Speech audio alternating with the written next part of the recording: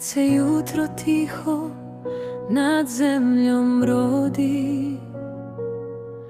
Tvoje svjetlo mojim putem hodi, za svaki dah i novi dan što sviće. Hvala ti za ljubav koja nikad ne iščezne. Kad posustanem i snaga me napusti, tvoja me ruka uvijek iznova podigne.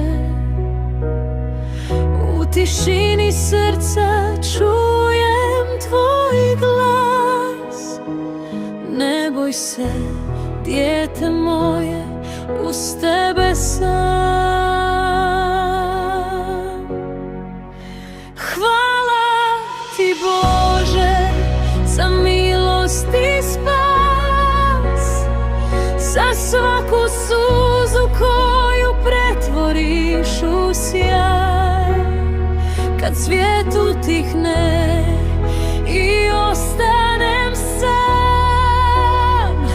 u tvome srcu pronađem svoj raj. Hvala ti Bože za svaki novi dan, za vjeru, nadu i ljubav što traje.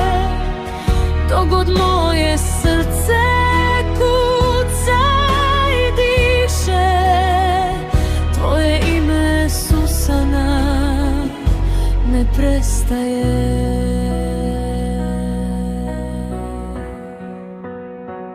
Kad oluje dođu i prekriju nebo, znam da ni tada nisam ostavljen.